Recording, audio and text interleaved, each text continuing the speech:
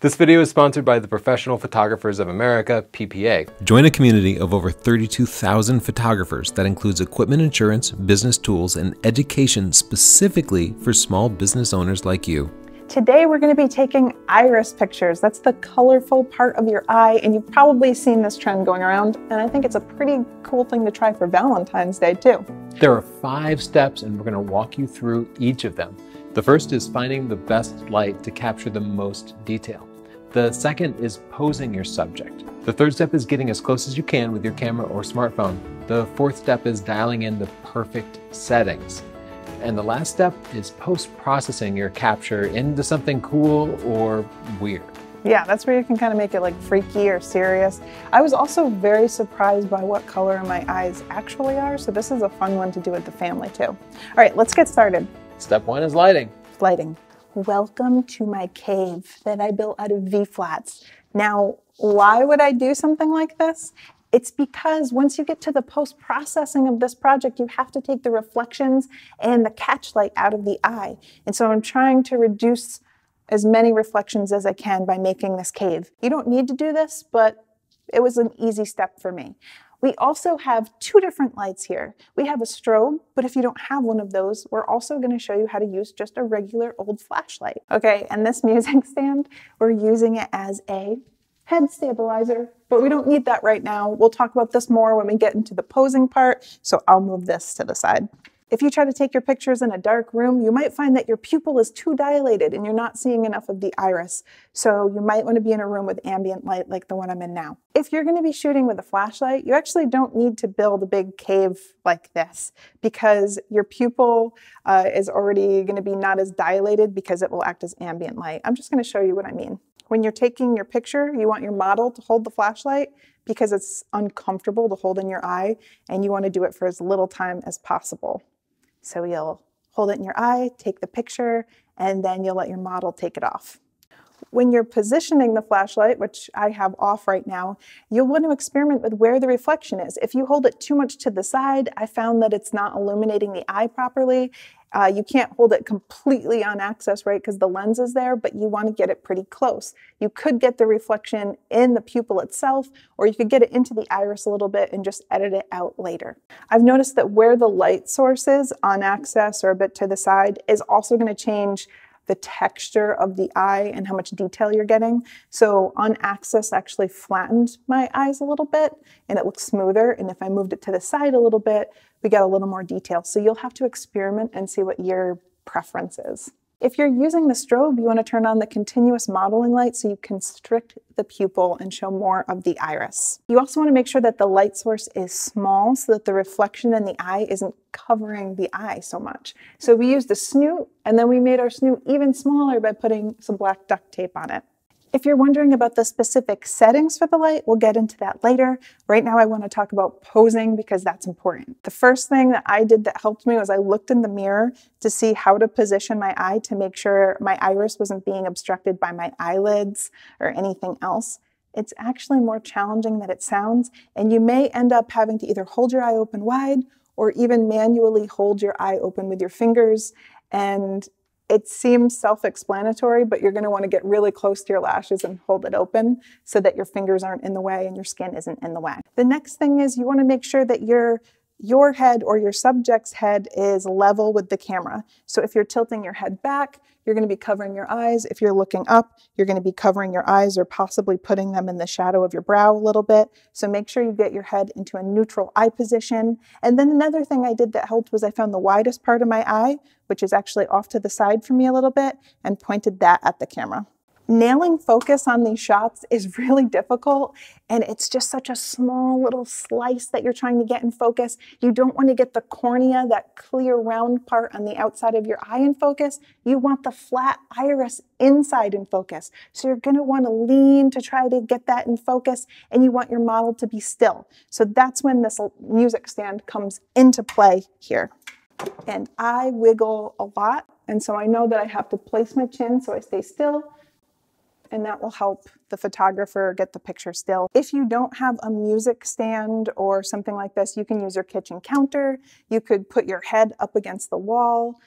You could use a chair. You can just get creative. Another thing to keep in mind is to take out your contact lenses, because you can actually see the contact quite clearly, and it kind of makes the photo lower quality. So you want those out. Another thing that you'll want to consider is that different people have more sensitive eyes. Tony's like a shark. Like, apparently his eyes don't have any sensation or feeling. He was able to just keep his open. On the other hand, I, according to him, blink 100 times per second. Okay. I hope that your relationship survives this project. Step 3 is getting as close as possible. We want to capture all that beautiful detail in the iris so we can make a nice big print. I'll show you how to do that with a conventional camera in a second, but first let's start with smartphones, which can actually do a really good job. If you're an iPhone user, the latest iPhones, the iPhone 13s, have a macro mode on the ultra wide lens. So switch your camera on and then switch to that lens, and then get as close as you can without casting a shadow.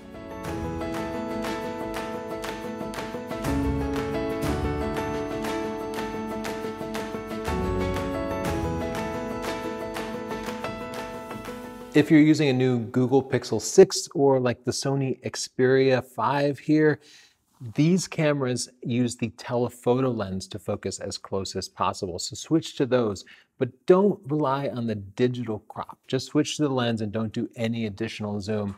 We can always crop later.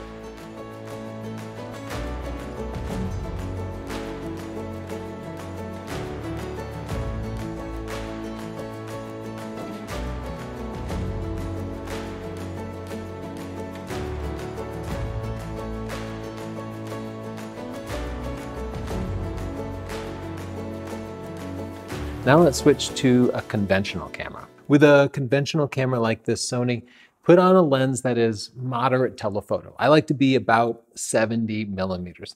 That gives enough working distance that the light can still shine through without casting a shadow from the lens, but it doesn't have me so far away that the iris is completely flattened. I always put the lens into manual focus, and then I will adjust the focusing ring so that it is focused as close as possible. Now what I do is I move in slowly, just inching towards my subject until it comes into focus, and when it's in focus, I snap a picture. Depending on the camera and lens that you have, you might have found you couldn't really fill the frame with the iris. You just couldn't get close enough. There's an easy workaround for this, and we describe it in Chapter 4 of Stunning Digital Photography, but these are extension tubes. Extension tubes are inexpensive elements that go between the lens and the camera body. They don't have any optics in them. They just move the lens further away, and they let you focus significantly closer. Here I have 26 millimeters of extension tube, and I'll put it between the lens and the body. Lens, extension tube, camera. Now let's repeat that process where we set the camera to the minimum focusing distance in manual focus and then inch closer.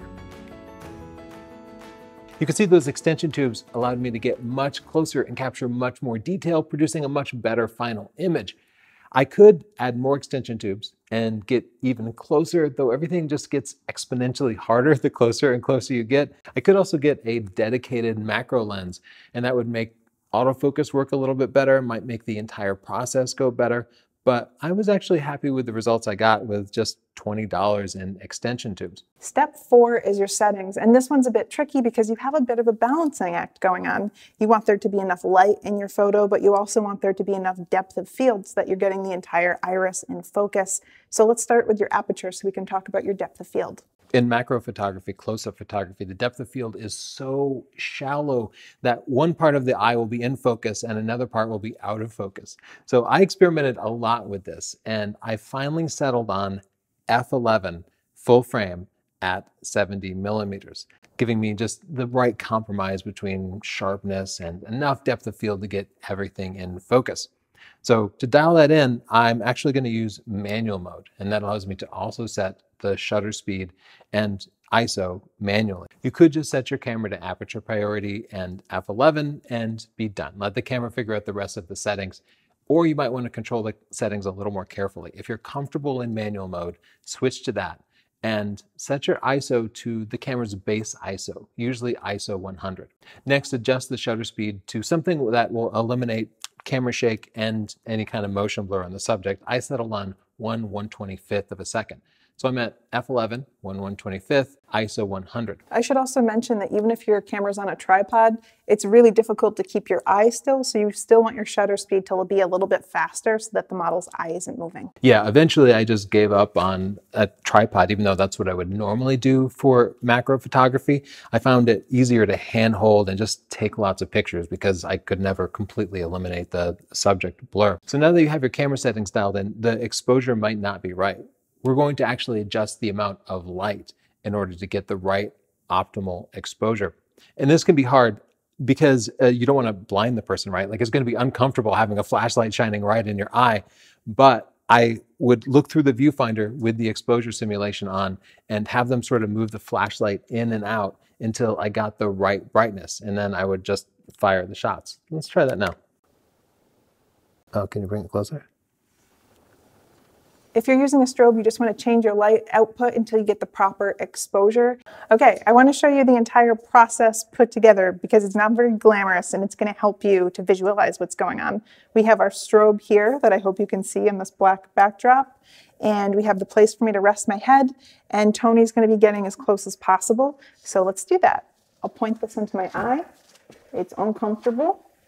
I've got my extension tubes, my lens at 70 millimeters. I'm in manual focus, 1/125th, f11, ISO 100, and I'm manually focusing to the minimum distance. Now I'm going to move into Chelsea's eye slowly, and when I see that I get her iris in focus. And ow! It sucks. I forgot I say ow every time. Every time I push the shutter, ow. I don't like that. Then I review the photo and I check the exposure, and I'll dial the light up or down based on the exposure. Chelsea's eyes are much lighter than mine, and they actually require about 2 stops less of light. My dark eyes require way more brightness. You also want to review the photos because you might find that the iris is being obstructed by the eyelashes, reflections of eyelashes, eyelid, and that's when you want to pry the eyeball open. I'm not doing it for this video because it hurts even more. It hurts. And I look at my eye in the reflection of the lens. Ow! I cannot help it. Why can't I help it? I really can't help it. Now we're going to demonstrate with a flashlight and a smartphone. I'm using the Google Pixel 6 for this, so I'm going to switch to the telephoto mode. That's where I get the closest focusing. I'm looking at my reflection in the back of the camera, and then I'm going to hold up the flashlight. When I see move back to improve focus, I know I've gone too far, so I go back a little bit. Open your eye wide for me. Look down a little bit. Look up. Look to your left. Oh. Now let's edit these into something cool or weird. I think editing these photos is the most fun part, but before I show you how to do that, I want to talk about our sponsor, PPA, Professional Photographers of America. Not only do they have over 900 online videos, tutorials, and personalized curriculums, but they also have $15,000 worth of gear insurance included with a phone membership, along with flat deductibles for replacements and repairs. They also have data loss prevention services. You want to keep your gear safe, you want PPA. Check them out, go to the description down below and hit the PPA link. Thanks, PPA. I'll show you a basic edit here. I'm going into Lightroom. The first thing I want to do is just crop it down. Next, I'm going to go over to this masking tool and select radial gradient and make it roughly about the same size as the iris. I actually clip off just a little bit because we want to blend it into a dark background. And you can see I have my feathering down to 5. Because if you feather too much, it goes too much into the iris. If you don't feather enough, then you have this unpleasant hard line. Now, in my mask area, I'm going to take my mask under radial gradient, click next to it, and click invert. And now I'm selecting everything but the eye. And I'll go into exposure and drop exposure, contrast, highlights, all of this entire panel. I'm dropping everything to make the background as black as possible. And now we're going to create a new mask. Do the same thing. We'll do another radial gradient and we're going to edit the iris part of the picture. And this is where the fun creative part comes in. You can make it look however you want. Maybe you want to make the temperature completely blue, play with the colors, going with a more textured look. And the next thing that you'll want to do is remove the highlight. And I'll use the clone tool And I'll start on these small parts. I'll zoom way in. One difficult part about getting rid of this catch light is that when you clone a new area to put there, you want to make sure that all of the striation in the eye is going the appropriate way, right? Everything is coming away from the pupil. If you select from the wrong area, you might have the grain of the eye going the wrong way. And you just have to play with it until it looks natural. And now you can see the before and after. Let's see what Tony's gonna do. We're about to get real serious with Photoshop. How serious? This serious. These are the pictures Chelsea edited. In Lightroom Classic, I'll right-click, select Edit In, and then select Open as Layers in Photoshop. Notice Photoshop opened them as 2 layers. I'm going to turn this into the yin-yang symbol. My first step is going to be to make sure that the eyes are the same size. To do that, I'm going to select the top layer here and lower the opacity so I can see through it. Now I'm going to resize it until the iris is just about the same. Now I'm setting the opacity of the top layer to 100, and if I turn this on and off, I can see they're lined up, but they're not the same size and shape. So I'm going to make them both perfect circles using the elliptical marquee tool. Holding the Shift key down so it makes a perfect circle, I'm just going to draw a circle that's about the right size. I've got feathering set to 0 here, so I'll have a nice sharp edge, and then I will apply the layer mask to hide the rest of that, and I'll do the same on the lower layer. So now you can see I have 2 pretty perfect circles of our eyes. The yin-yang symbol will have the 2 eyes stacked on top of each other, so I need to make the canvas bigger. I'll go into Image, Canvas Size, and I'm going to double both the width and the height. And now you can see I can move these layers. Now let's find a public domain copy of the yin-yang symbol that I can use as a template to line these up correctly. So I'm going to copy that image, and then I'm going to paste it into Photoshop here. Let's move that layer to the top and then set the opacity low so I can see everything that's happening. But the problem I have now is that these eyes are circles and they're not this sort of yin-yang shape. So I want to pull this into that shape. I think the easiest way to do this is by using the Liquify tool in Photoshop. First I'm going to select Chelsea's eye here and then Filter, Liquify. If I want to see my template, I can select Show Backdrop here. I want the pupil to remain circular, so I'm going to select the Freeze Mask tool and just block that off. Now I'm going to use the Forward Warp tool, and I'll begin pushing this eye into the shape of the yin-yang. Notice that I have a really big brush here. That's because I'm going to be pushing it really far and really stretching the edges out. So let's pull up the template here and see, okay, so I need to get more of this top edge here. I'm just pushing it to align with my template.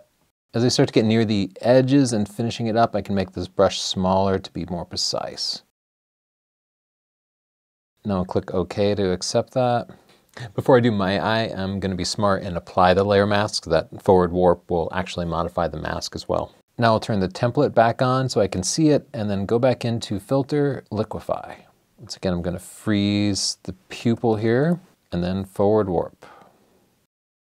Click OK. Finally, I used the elliptical marquee tool to make it perfectly round and added a black background. So there I have the perfect yin-yang symbol ready to print. And of course, thank you to our sponsor, PPA. The Professional Photographers of America gives you several things that you absolutely need, whether you're a working professional or just an enthusiast. They have $15,000 worth of gear insurance included with a full membership, along with flat deductibles for replacement and repairs.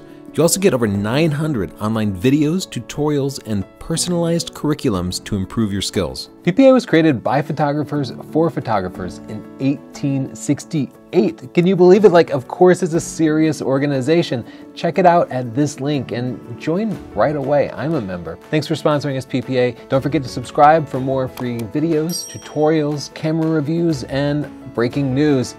Thanks. Bye.